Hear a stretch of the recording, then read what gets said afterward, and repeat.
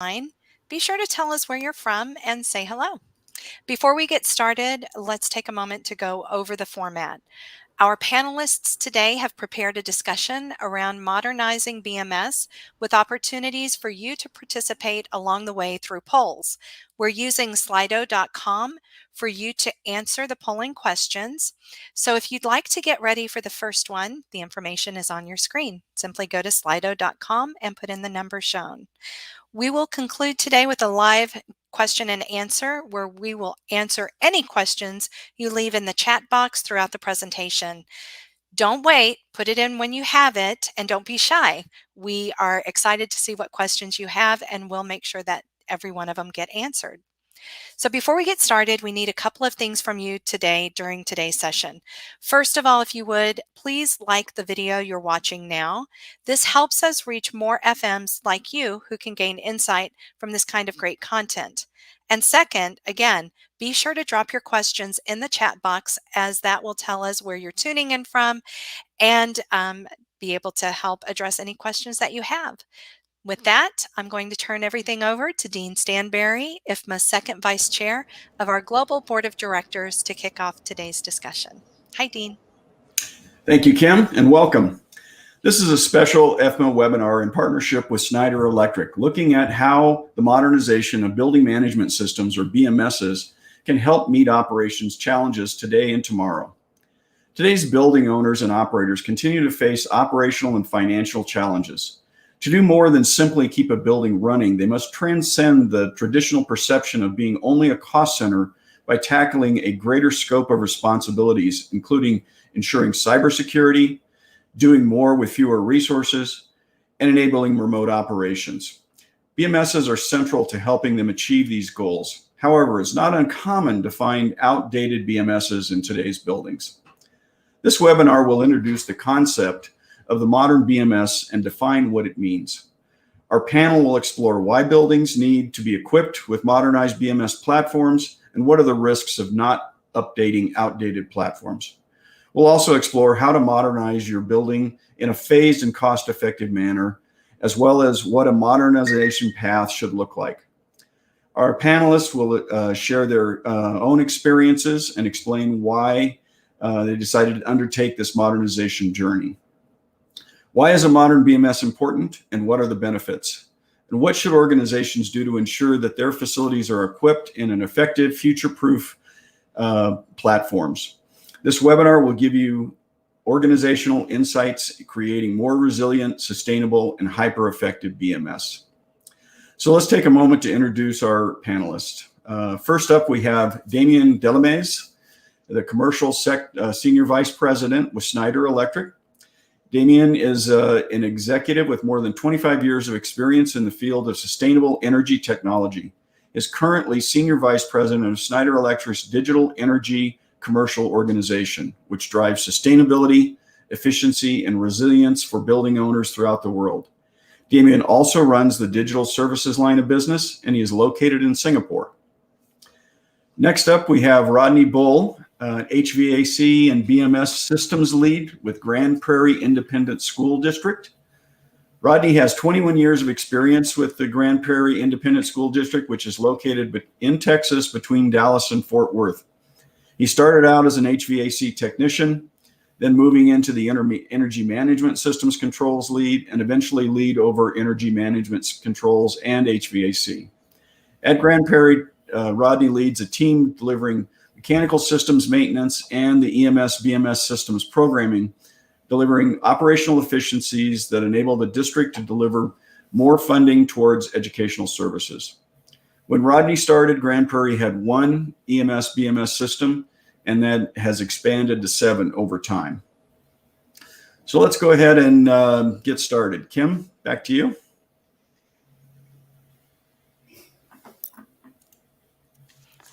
All right, let's go ahead and get everything kicked off. Here's the next slide.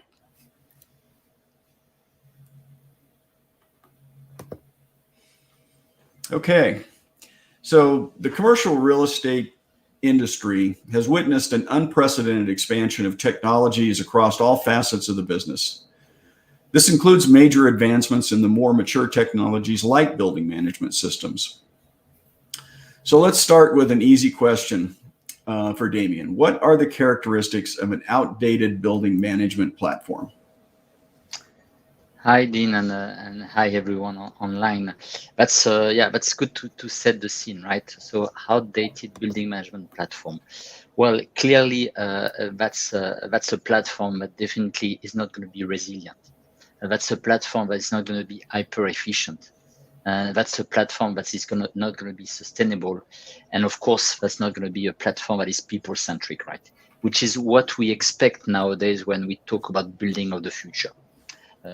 On top of that, of course, that's a platform that potentially will create issues when it comes to the day-to-day management of your facility. So at the end of the day, an outdated building management system platform is a platform that for sure is not future ready, but also a platform that definitely every day will increase the risk of impacting your performance and the daily life of the end user and users of your facility. Okay, so we do have some audience polls. Kim, let's put up the first poll and see what our audience thinks.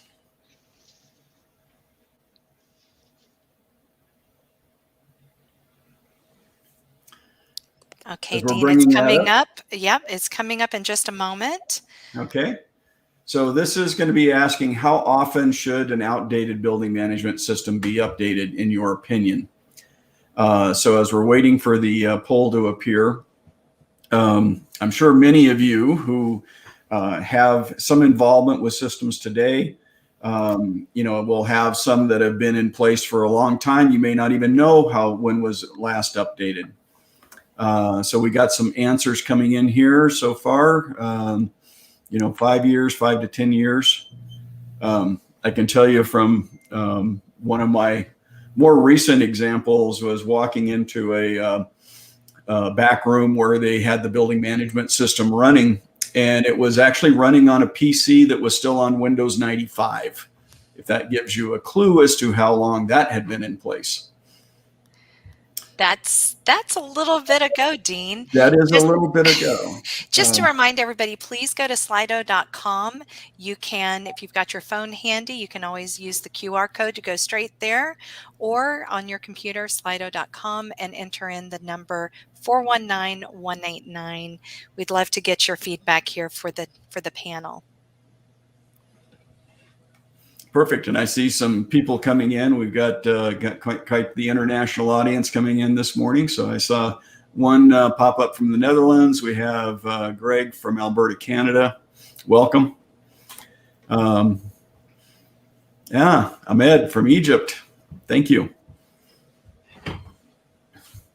I don't know what time it is there, but it's late in the day for you, I'm sure.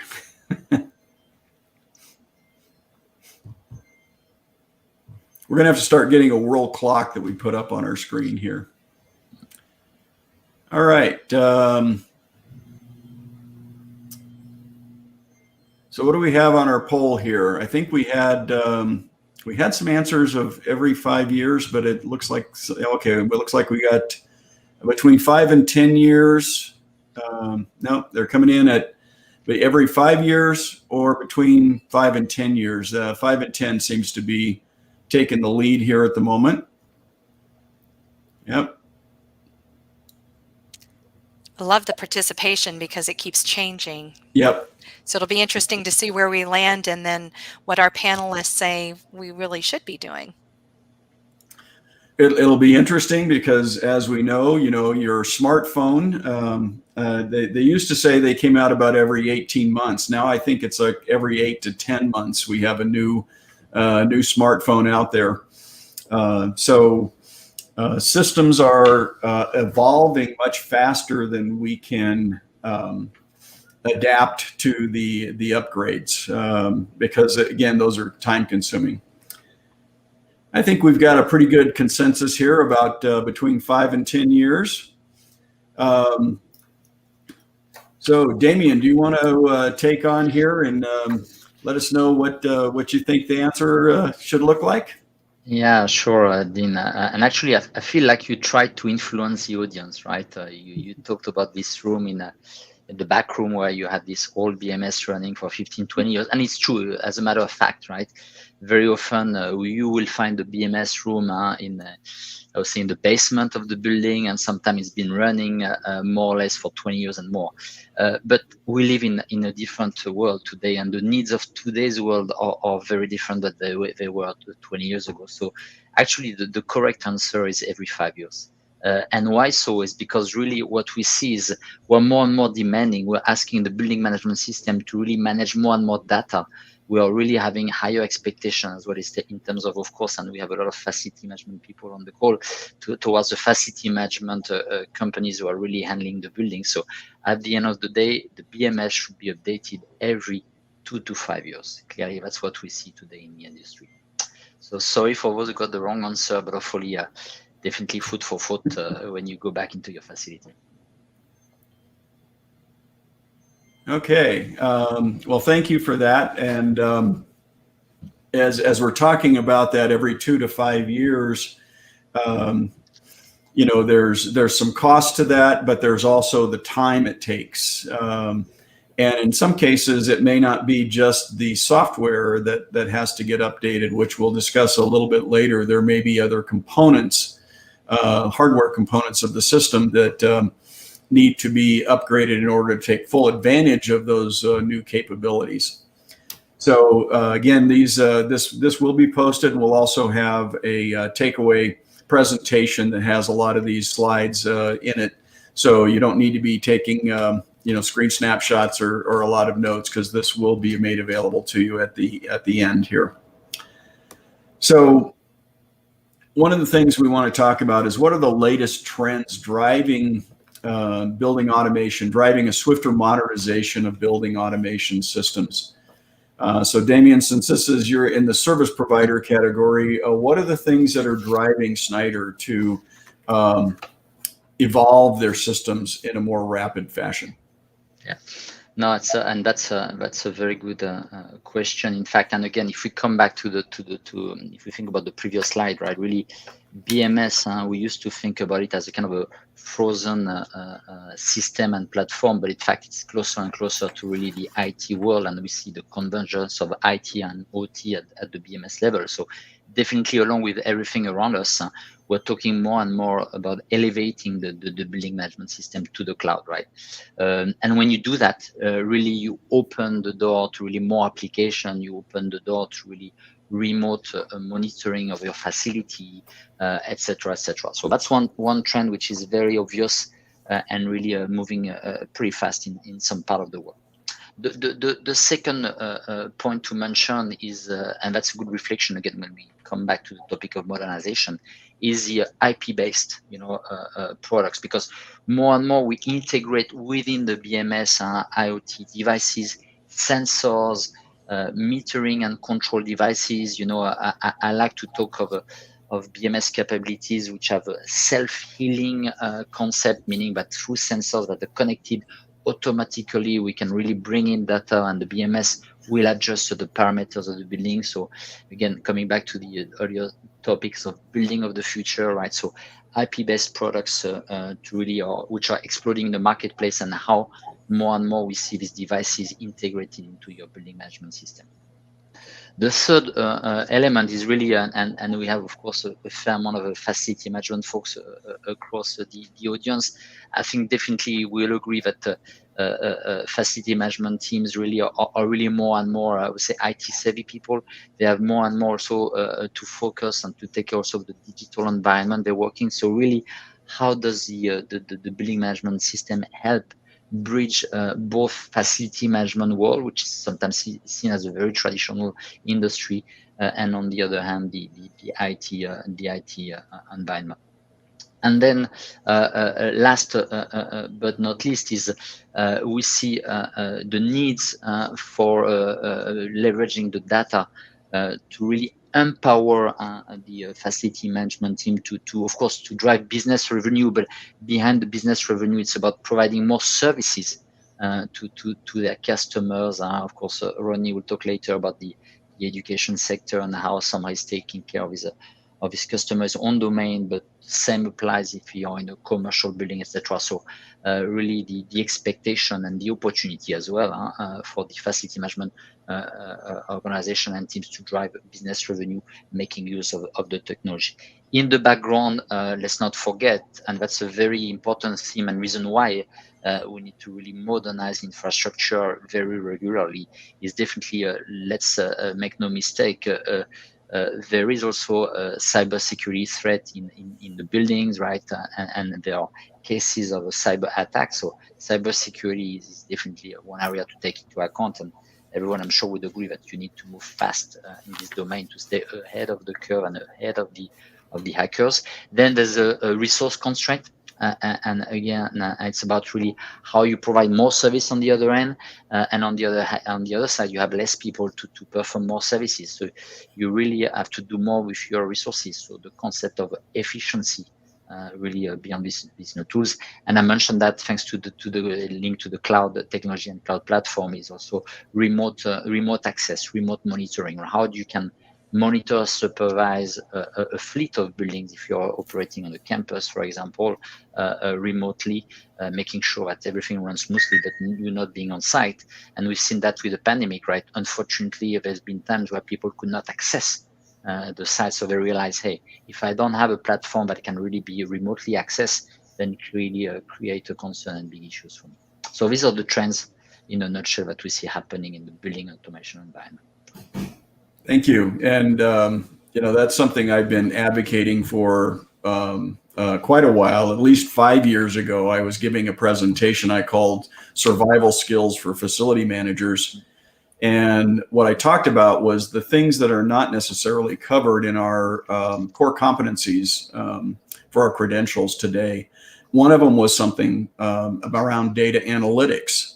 So understanding more about data and what are the characteristics of your data? How do you know you can trust it?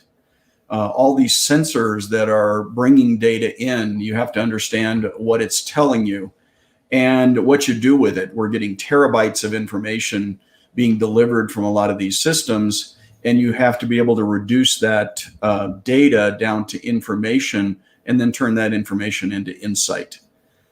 So this is just another example of where the evolution of the profession is upon us as well. Not just the tools we use, but the people that are in the profession need to adapt and learn some of these new skills. The other thing about remote operations, we know that we've all been asked to do more with fewer resources. Not so long ago, many buildings, even smaller buildings, might have one or even two dedicated maintenance technicians. And they would do their daily walkthroughs of the building, and they could put eyes and ears and hands on the equipment to see if everything was running properly. We don't have that luxury today. In fact, many maintenance technicians might have 4 or 5 buildings across some span of geography that they have to go to. So we need that remote telemetry, those insights that give us an indicator that something needs to be looked at, that we can dispatch somebody to the building and look for a problem. Okay, so moving on. What does a BMS need to be future ready? But before Damien answers this question, let's put up our next poll, Kim. So in this, we're going to ask, what should each building have, or why should each building have a modernized BMS? What is the most critical characteristics for you? So as you're answering this, look at it from your own perspective. What's most important to you and the buildings that you're responsible for? So it looks like we got probably one response in there so far. We've got very fast. Highly secure architecture, the latest cybersecurity and compliance standards. Then there's the open platform, capability to share and integrate data with other systems. Remote operations, the ability to access the platform by all authorized team members. It's another pitch for putting things into the cloud, makes it a little bit more accessible. Deep visualization and powerful analytics. So the intelligent functions helping to reduce the operations and maintenance, alarm prioritization, and response to problem areas. We have better occupier management, so mobile apps and services to meet employee expectations, flexible configuration of HVAC parameters. So again, not everybody is sitting at a desk and able to look at a screen. So you need the mobile capabilities so that, number one, you can be notified wherever you are when there's a problem, and then be able to take action on that problem. So looks like right now we have a highly secure architecture. Again, this is a nod to the fact that cybersecurity events are happening with increased frequency, and we've seen more and more that hackers are now looking for new and innovative ways to infiltrate the corporate networks, and they're finding that some of these older systems that don't have good security measures in them are a perfect pathway to allow them to get into the network and then, of course, do damage or take information.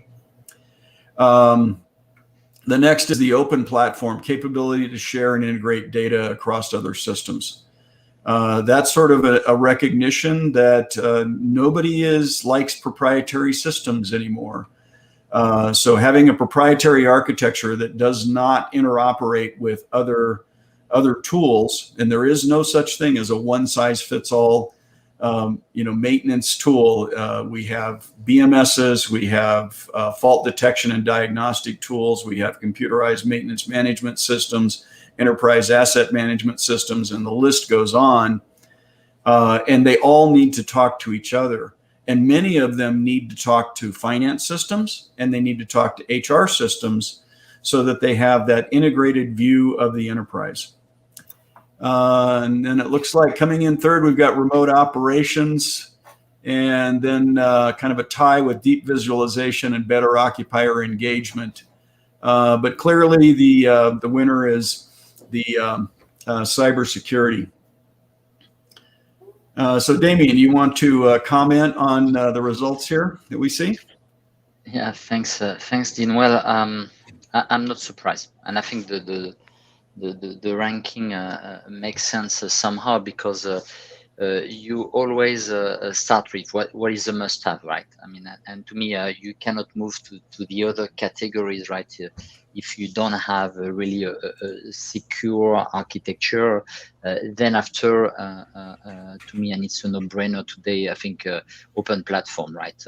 And you want a platform that's going to be agile, flexible, is going to be able to scale together with your needs. So definitely the days of a closed proprietary environment and subsystem are clearly over. So, I mean, for sure. And then after, along with that, is the notion of a scalability, because your needs of today are not the needs of tomorrow anymore. I mean, nobody, and we've seen that again through the pandemic and coming out in countries out of the pandemic, the needs and the expectation of the versus facilities and the buildings have changed. So for me, secure, open, highly scalable architecture is kind of a prerequisite. Now we wanna do more with less. We have more. We discuss more IoT sensors, more data to manipulate. So you clearly need a deeper user interface, visualization capabilities, powerful also analytics to help you filter all the information, all the data that you're consolidating through your system. So clearly, I mean, the need of a sub functions that will talk to one another in a smart way, and at the end of the day, again, always help you fit the difficult dilemma of improving the customer satisfaction, right, and the service level, while at the same time being more efficient. And then after, of course, there's the alarm prioritization, right? You want to use your BMS, if it is future ready, to converge all your subsystems. So you want to have all your alarms visible, but then, if you're just popping up one by one, etc., you're going to get done crazy, right? So you need to have the capabilities to prioritize, sequence your alarms. Potential will also help you, by the way, with the troubleshooting of the alarm, so that at the end of the day, you're able to respond faster. And we talked earlier about the remote monitoring, not necessarily having 2 or 3 guys on site 24/7, with one of them staying in the BMS room and using a walkie-talkie to guide the guys who is moving to the third floor or whatever, or basement of the building to fix what seems to be broken. And then after, and we said that earlier as well, is well, we have changing tenant occupants demands, whether again, I mean, whatever the building is. And there was a statistics earlier which is always surprising me, is we spend 90% of our time indoor, right, and a fair amount of our time in building, whether it's shopping mall, whether it's an office building, whether it's university, etc., where I mean, our needs and expectations are changing, right? So you want to have the mobile apps, the services support to really help you as an individual, you know, have the right level of comfort, the right efficiency to navigate your building and the complex environment. Wayfinding is a good one. Access control, right? I mean, can you use your mobile phone connected to the BMS for the access control to the meeting room? Can you prepare in advance, book the space, prepare in advance the meeting room you're going to use?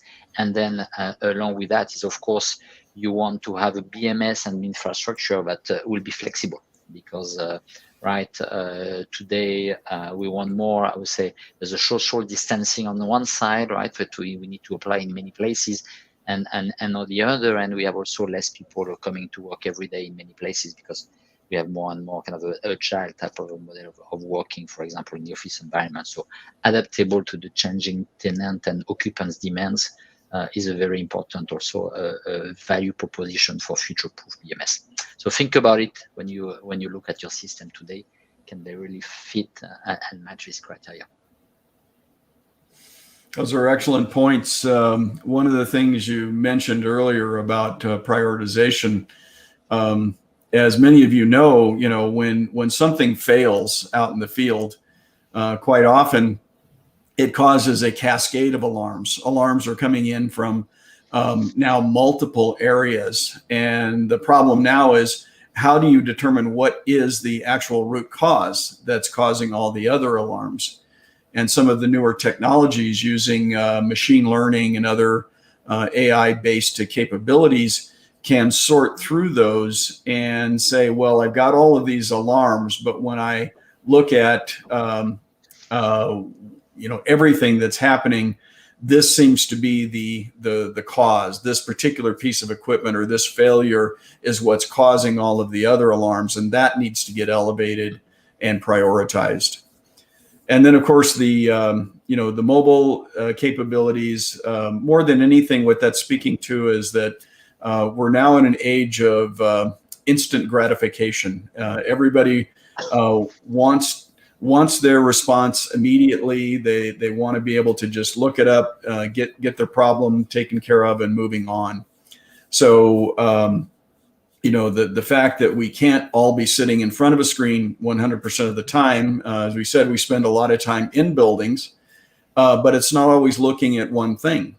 So you have to have the ability to get notified when you need to do something, or the ability to notify somebody that you need assistance, and then you expect a response when you do put that out there, not we'll get back to you in 24 to 48 hours kind of a thing. So let's move on to discussing the challenges facing facility professionals who manage outdated building management systems. What are the risks of those outdated systems and the problems they cause? But before we tackle that question, let's put up our next audience poll, Kim. So this is what are your biggest challenges with managing outdated building management platforms? And our choices here are IT crashes, so crashing the system, lack of new software updates, and that could be the operating system, it could be the database platform. There's layers and layers of technology here that all must be in sync. That's not just the tool itself, but everything that it rides upon. The vulnerability of cyber attacks. Again, the system itself has to have some capabilities, but so does your network, and so does the other platforms that are utilized within the company. You have limited efficiency and scalability, negatively impacting sustainability goals. In case anybody hasn't noticed, climate change, sustainability, reducing CO2 are all hot topics these days. ESG, or environmental, social, and governance reporting, are becoming mission critical to corporations who want to maintain their standing on Wall Street with the investment community as well as their consumers. Then we have the higher risk of breakdowns causing disruptions to the business. So we're getting a lot of responses coming in. And the last is decreased comfort and security of occupants. One thing that is going to that will be part of our post-pandemic lives is everybody is now acutely aware of their work environment and their home environment. What are we doing to make sure that the space is clean, that the indoor air quality is met? That one of the recent studies on the transmission of COVID suggests that it really is it's airborne. It happens most frequently indoors in crowded spaces where there is low ventilation, low number of air changes per hour, which increases the probability that someone is going to be infected. So lots of things that people are going to be asking, and they're going to want to know, what is our indoor air quality? I happen to have a CO2 monitor on my desk. And well, I had one. It tells me exactly what's going on in my house, and I can watch it go up and down throughout the day. It was very interesting when I first got it, but more people are going to want to see that for their office building. They're going to want to know, what is our indoor air quality? What is our temperature? What's that humidity? What are our cleaning protocols? How do we ensure that surfaces and things like that have been disinfected? So right now, it looks like our poll is coming in at IT issues seems to be leading at 35%. So crashing, lack of software updates on platforms. I'm sure we'll hear from Damien in a moment. This is another reason why many companies are moving things to the cloud. It's very difficult to maintain an in-house server system capability. You need a lot of highly qualified people to do that. It's very resource intensive. It's energy intensive, and for a much a better price, some might argue, you can go to some of the platform providers out there, whether it's the Googles, the Microsoft, or the Amazons, and put capability up on their cloud-based services, which are always kept up to the latest standards. The next one comes in at the higher risk of breakdowns causing disruptions to the business. And that's really just a recognition that, a disruption to the business is very expensive, either in real dollars from revenue or productivity of personnel, which is, the productivity dollar cost issues. So everybody is more in tune to not taking the business down for things that are preventable. And it looks like the vulnerability to cyber attack, limited efficiency and scalability, and decreased comfort, all kind of coming in about the same, about 11% each. But the IT issues taking the top. So Damien, why don't you take it away and talk about what this tells you? To me, and I would struggle to choose, frankly, if I had to choose one, right? I believe we can maybe club together on the IT issues and the vulnerability to cyber attacks. And first of all, let's not think that cyber attacks were for the defense industry, for the intensive process and manufacturing environment, or for very IP sensitive type of intellectual property and sensitive type of environment. I mean, I think there was a study done in 2019 from Kaspersky that showed that more than 1/3 of a building management system platform and computers used in the building environment had been subject to attack or a tentative of attack from a cybersecurity point of view. And then, of course, from there, there's definitely the IT network and the stress and the risk relating to the obsolescence and the risk to the operation and to your business, right? So that's the first category I would say here that we could highlight. Then the second one, and definitely it really comes in cascade to the third one. But the second one is really and your example of the CO2 level in the room is a good one. I mean, right? If you have a meeting room where you're packed with people and your airflow is not at the right, you don't have enough ventilation, right? The CO2 level will go up, and eventually it reaches a stage where it will start to create a little bit of discomfort, a little bit of influence your thinking capabilities, speed, etc., of reflection. So for sure, really the comfort level, the emission, the energy performance of the building will go down as the BMS is aging, not able to cope to really with the expectation of the inhabitants. So to me, decreasing comfort and really a lack of energy and efficiency performance are clearly a criteria that we should highlight as a main challenge of outdated BMS. And then when you put all this together, of course, ultimately it disrupts your business.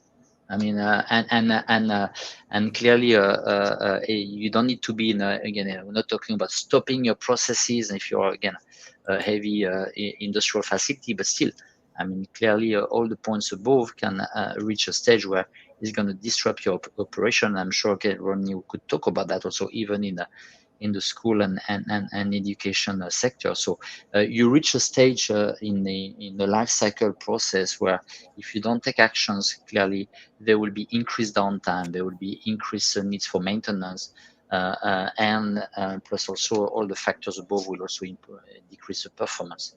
So at the end of the day, yes, disruption to the business is clearly one of the main challenges that can be created through an outdated BMS. Okay, thank you. So far we've explored a lot of the theory, but what does it look from a practical standpoint? So Rodney, let's explore your experience with an outdated BMS and talk about how it influenced your daily life. So first question, why did you decide to modernize your BMS, and which benefits did it bring you? So initially, we had the BMS system that we just recently upgraded was on a server that was 10 years old. So after multiple crashes of the server itself and it being on an outdated operating system, it just made more sense for us to move forward and modernize it and be able to have the system accessible from your cell phone, laptops for the technicians, because we're doing more with less, as everybody else is. So it just made more sense to upgrade that BMS system to the latest and greatest so that we would be able to move forward and kind of future-proof our legacy systems too. Did you find that you had like the single point of failure problem, like if this server goes down, we really don't have a backup. We'll be down for days or weeks before we can get everything back up and running? Absolutely. So if that server had totally crashed, we would have been in a very, very, very bad place. So it just made more sense to get it done, upgrade it.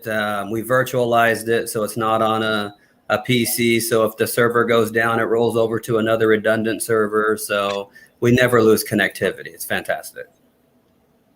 Perfect. So what were your first steps to the modernization journey? How did you, sell this to leadership that this was a necessary task that you needed to take on? Pretty much just the server itself, the potential complete crash. It crashed for the 5th time. And I said, we need to do something about this or we're going to be in a very bad spot. So we went through the process of, looking at the network infrastructure and, kind of going through all the facilities that the server, kind of hosted and then going from there and getting the pricing and everything together and doing the proposal. There was no other alternative for us. What was the time frame from the time you made the proposal to the time that it was approved and you started the next step? How long did that take? Well, this all happened when COVID, first kind of hit us.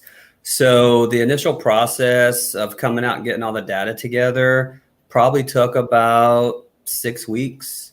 And then over the course of the next, I'll say maybe 3 to 4 weeks, everybody up the chain kind of, got in on it and understood the enormous issue we would have if we didn't do it. And then and we got everything signed. It probably took about 3.5 months total from beginning to actually getting the approvals done to get the job started. Okay.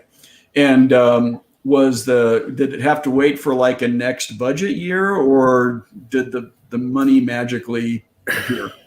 I won't say that it magically appeared, but everybody worked together and made it happen. And this was something that clearly could not wait for the next budget year.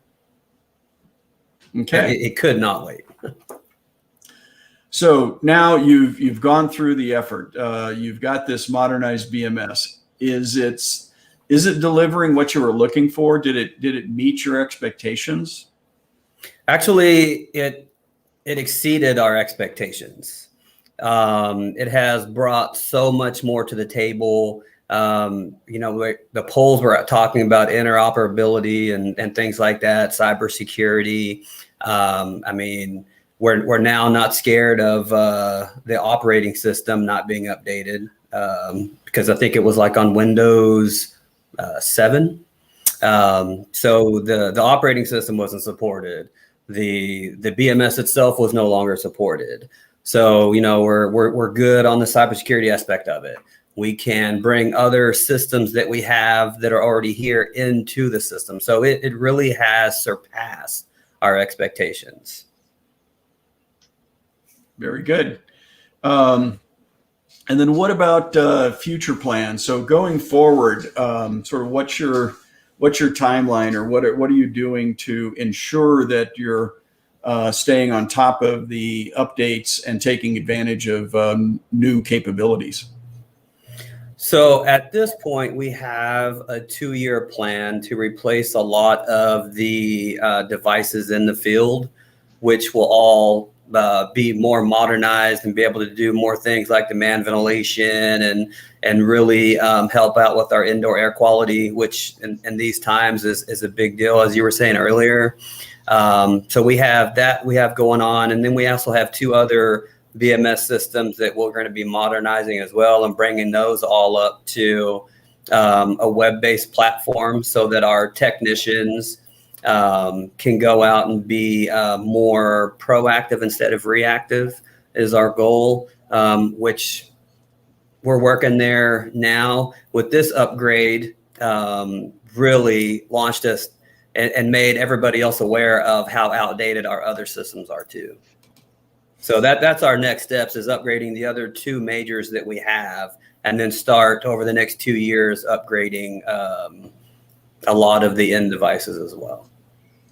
So some of the examples of that, I presume, is thermostats, the interface boxes, or JACE boxes, as they're often may be called. What are some other examples of the hardware components, or the things that interface back to the software system?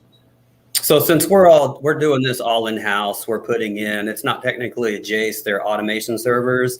So we'll be putting in all of the automation servers at all the campuses that are getting the upgrades. We'll be putting in all of the routers, doing all of the network infrastructure in-house, and then putting all the end devices into that.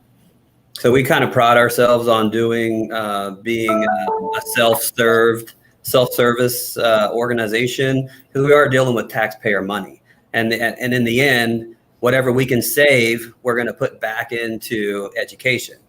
So that's our number one goal, is what can we do to save money now and in the future and put that back in education. Very good. And just a plug from our recent World Workplace Conference, one of our plenary speakers was Dr. Joseph Allen from Harvard School. And they have a paper out in the Harvard Business Review, and it's on the, stale air is making you less productive. And it basically is a scientific study that shows how a minor increase in CO2 has a fairly significant and measurable decrease in cognitive abilities.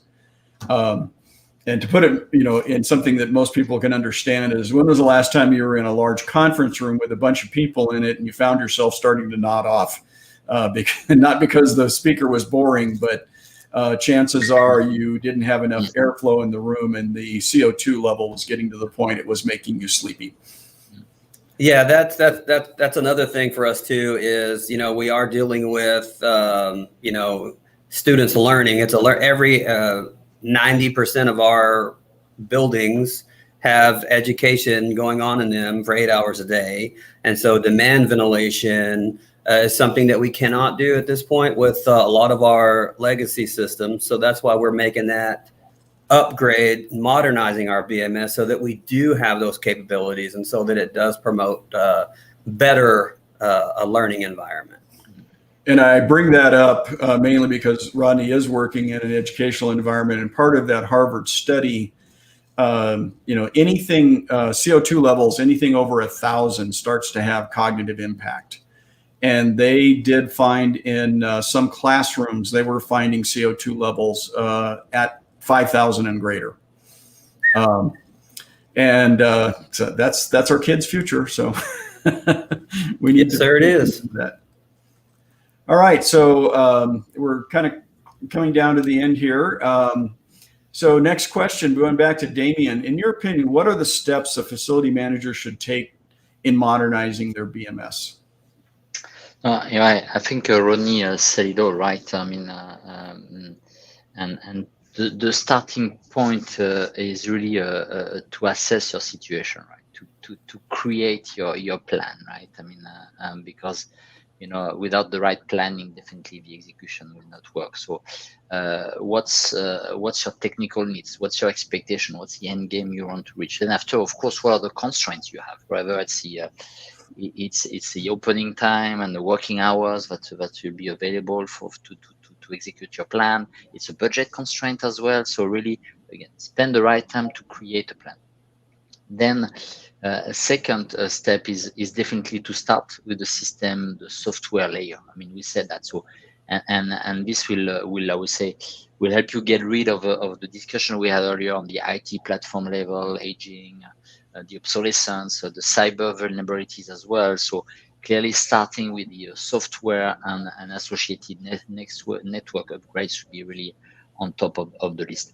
And then once this is done and related also to your schedule and budget constraints, etc. And again, Ronnie mentioned that definitely very clearly in his case is how do you do it step by step? Some people, can do it floor by floor, can really look at also basically the critical part of their building first, or what is the most where they want to make the most changes in terms of environment application and use of the facility. So step by step replace your legacy hardware will be the first step of your plan. So simple 3 steps, logical, makes sense, and it works.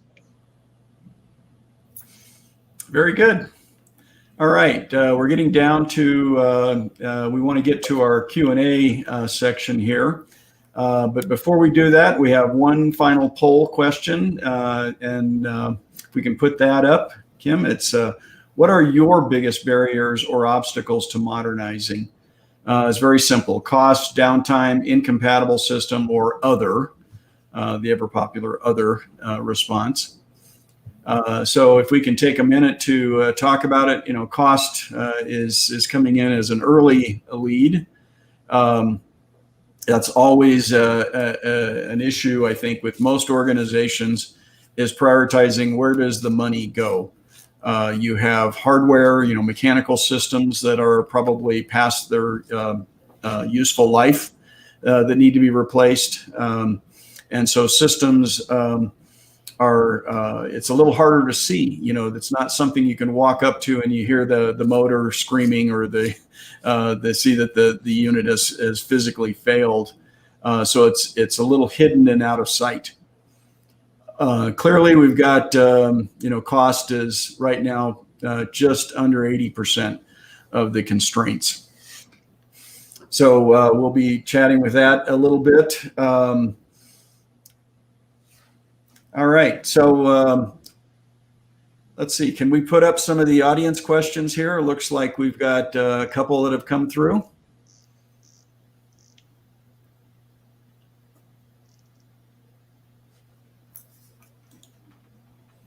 From Tad, okay.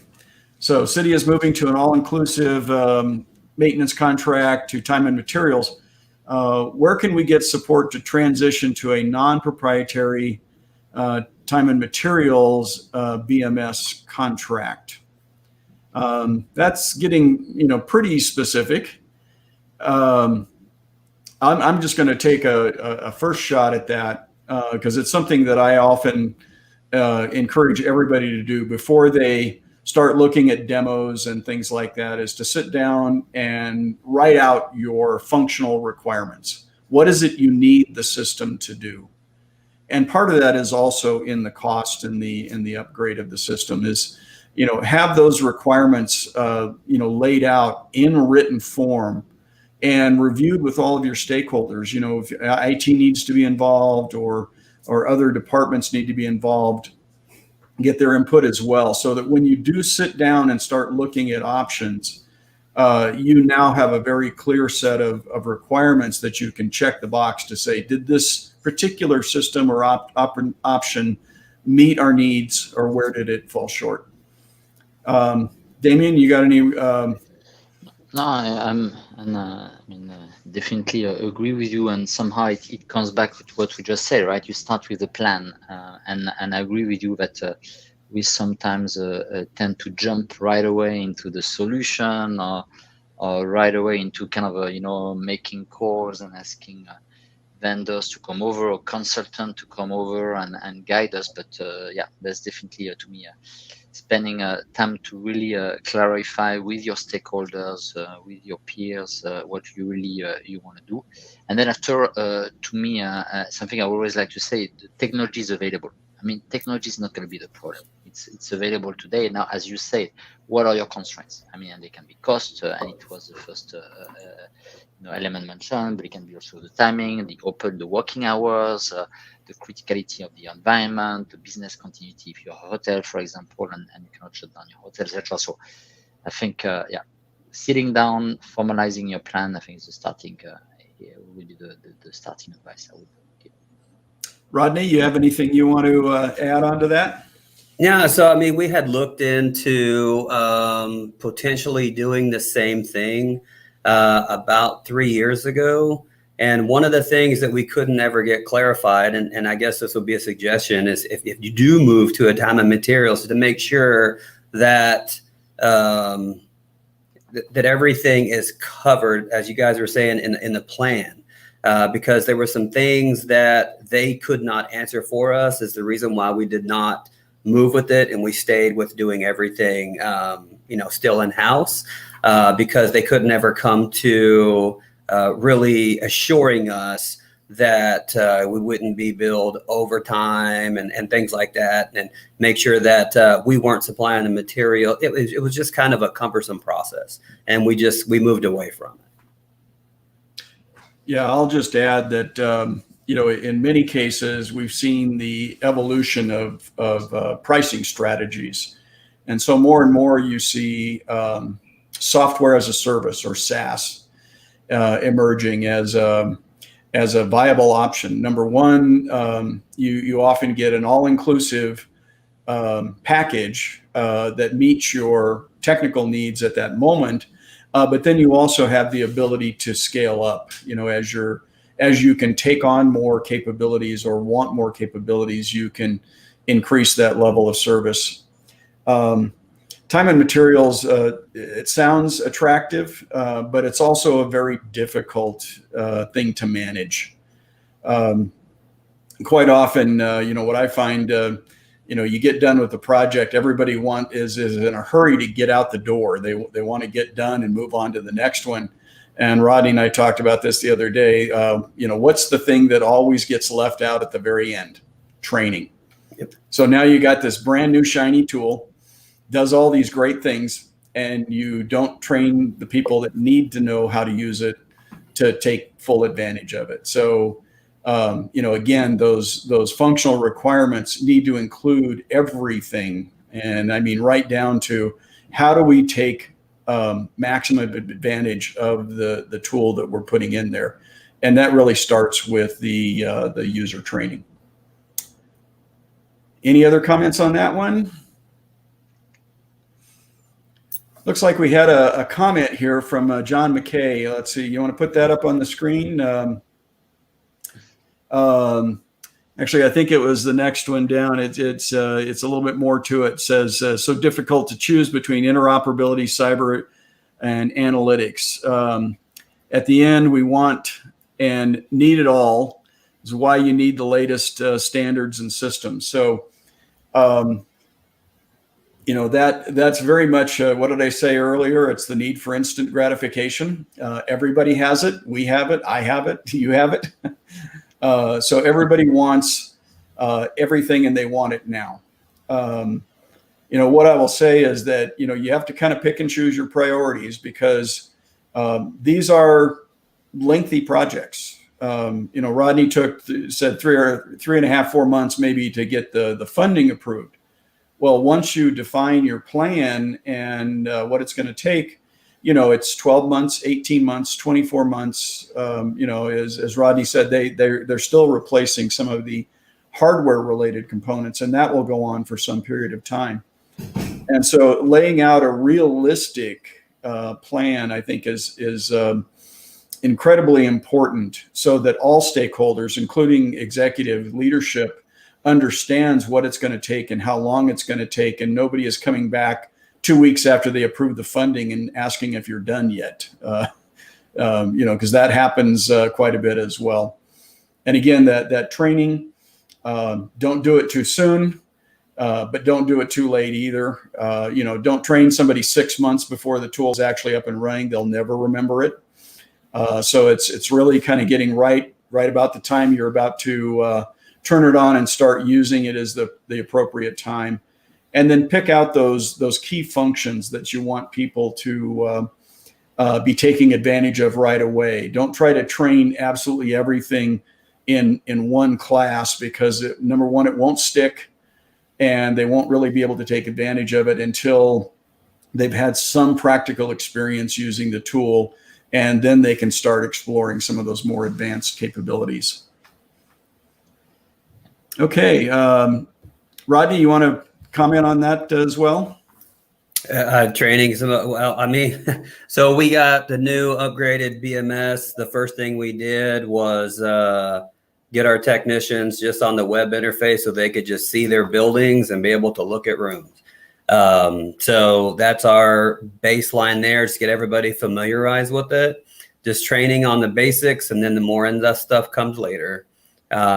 As again, we're not completely done yet, and we're probably looking at a total of another 3 years before we are done with this BMS system, and then we'll still have the other ones to do the same thing on. So it's a always evolving process.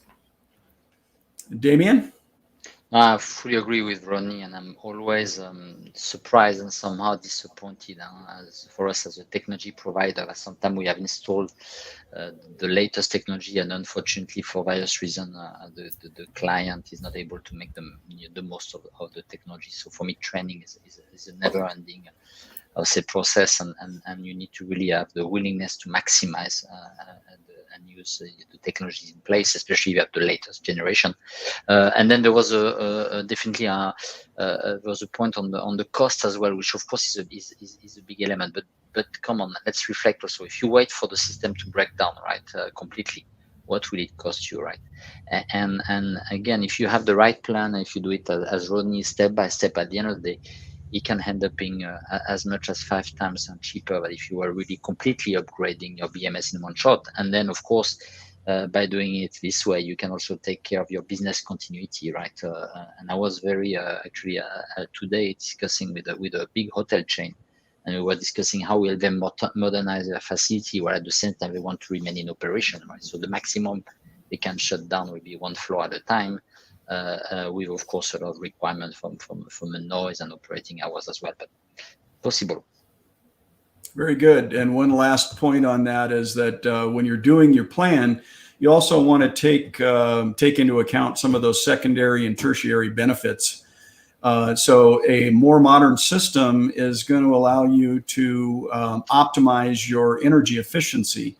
And you may save upwards of 30% of your energy cost because you're now operating your systems in a more energy efficient manner. So the cost of upgrading the system may be covered in the energy efficiency or the reduction in your energy cost. So I see we're at the top of our hour. We managed to fill up an hour and 1 minute so far. So I want to thank everyone for joining us today. Hopefully we answered your questions, and we will be making available the takeaway presentation slides with a little more information and material inside. And we also have, let's see, do we have our contact information on a slide up here? I think we had a final slide that had our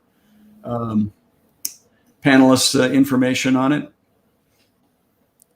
Don't know if we've got that one to show or not, but yeah, thank you, Dean. I would say if anybody's interested in contacting any one of our panelists, to please reach out to IFMA, or you can, of course, make an outreach via one of our social media platforms. We'll be happy to connect you all.